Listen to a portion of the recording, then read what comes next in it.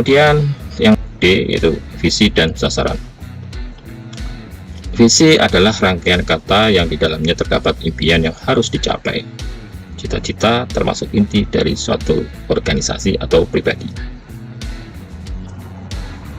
Visi menjadi suatu tujuan suatu organisasi atau pribadi yang berisi tentang pemikiran para pendiri organisasi tersebut atau individual, yang merupakan gambaran dari masa depan dari organisasi dan pribadi. Pernyataan visi difokuskan pada 3 hal: gambaran manusia yang diinginkan, cita-cita, serta nilai hidup. Menggunakan visi pribadi, kita bisa menciptakan tujuan yang lebih jelas pada hidup kita. Lalu, bagaimana dengan sasaran? Sasaran adalah merupakan penjabaran dari visi atau tujuan, yaitu apa yang akan dicapai atau dihasilkan oleh organisasi atau perusahaan atau pribadi dalam jangka waktu tertentu. Sasaran usaha harus spesifik, terukur, jelas kriterianya, memiliki indikator yang rinci sehingga bisa tercapai secara efektif dan efisien. Beda dari visi dan sasaran, yaitu visi itu bersifat sangat panjang tanpa akhir, sementara sasaran terbatas pada waktu tertentu dan jadwal yang telah ditetapkan. Visi memiliki impian yang layak ya, dan bisa meskipun mungkin bersifat lebih abstrak, namun secara logika bisa tercapai. Sementara sasaran lebih operasional, lebih nyata, dan sangat mudah dicapai karena terdiri dari beberapa item-item kegiatan yang dibagi-bagi untuk menetapkan tujuan secara bertahap. Visi itu bersifat tanpa akhir ya, karena memang mencapai tujuan utama dari organisasi ataupun pribadi.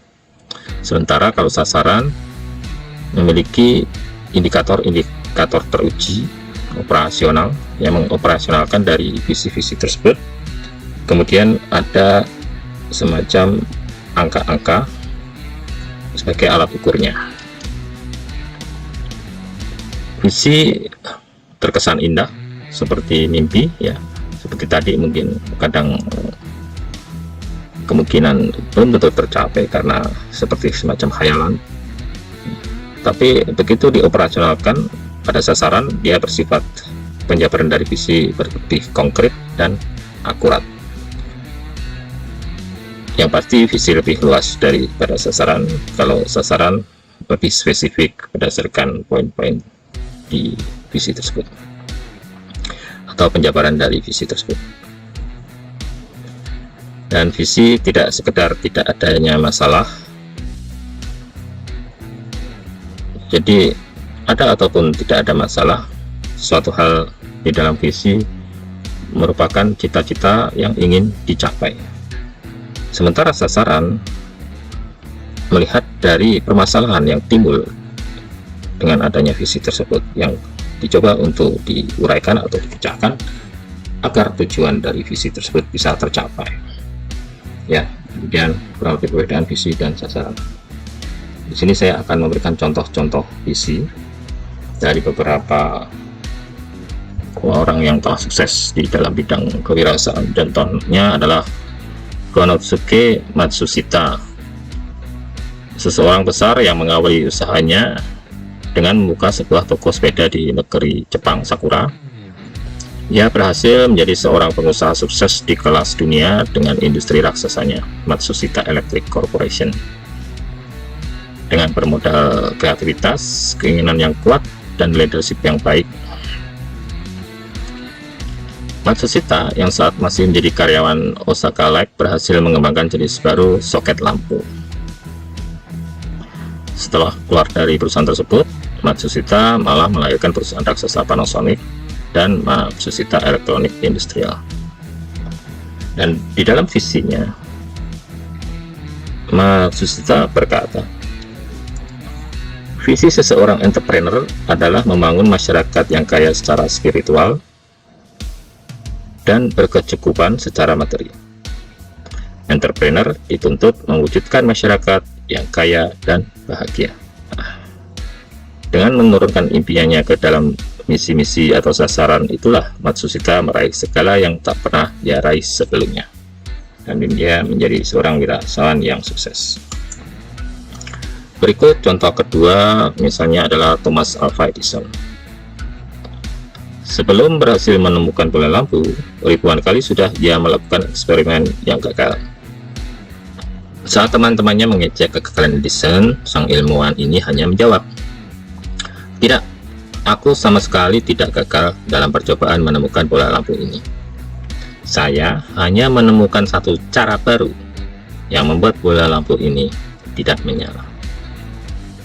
Jadi ketika dia hanya mencoba satu cara, dua cara, tiga cara, ternyata dia belum berhasil, sehingga dia terus berusaha mencari cara baru agar bisa membuat bola lampu itu menyala. Jadi Thomas Alva Edison menunjukkan pada kita bahwa sebuah impian dan tujuan besar yang diyakini akan menumbuhkan daya tahan yang luar biasa dalam diri seseorang.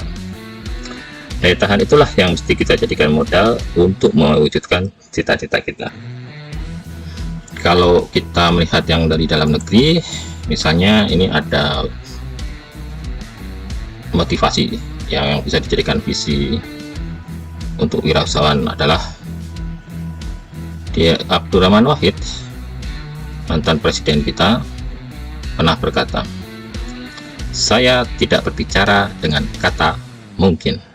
Ya, cukup singkat tapi sudah memberikan kejelasan bahwa kita harus memiliki keyakinan dan kepercayaan diri untuk menjalankan suatu usaha atau kegiatan. Ya, demikian salah satu motivasi yang telah diberikan oleh Abdurrahman Wahid. Terkait dengan menetapkan sasaran, apa yang harus atau Anda yang ingin lakukan? Sasaran itu harus SMART, ya. SMART itu singkatan dari spesifik, measurable atau terukur, achievable dapat dicapai, realistic atau realistis, dan time bound dijadwalkan. Contohnya misalnya kalau spesifik, yaitu saya ingin membuka toko sepatu misalnya. Jadi bukan bicara seperti ini, saya ingin membuka usaha. Di sini terlihat kurang spesifik karena tidak menunjukkan jenis usahanya. Kedua, measurable atau terukur.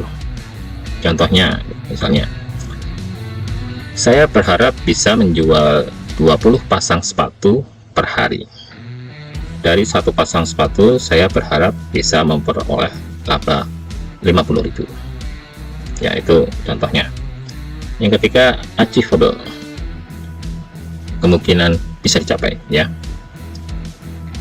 Jadi di sini usahakan bahwa rencana usaha yang Anda lakukan itu bisa dicapai dengan modal Anda, dengan keterampilan Anda, dan waktu yang telah ditentukan, ya. Bukan membuat suatu usaha yang modalnya Anda tidak memiliki atau tidak mencukupi, waktunya yang tidak jelas, ataupun tidak memiliki pengetahuan atau keterampilan tentang usaha tersebut.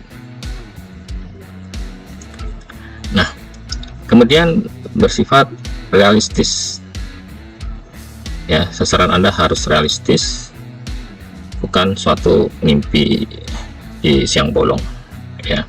Misalnya usahanya adalah membuat pesawat terbang yang mampu terbang ke matahari, itu kan tidak realistis, ya. Jadi cukup yang realistis saja. Time bound, memiliki batas waktu yang jelas. Misalnya tanggal 30 Desember saya akan membuka usaha sepatu saya. Jadi Anda sudah menentukan kapan usaha Anda itu harus dibuka. Jadi mau tidak mau Anda akan merencanakan, kemudian membuat segala upaya yang mengakibatkan usaha Anda itu dapat terlaksana.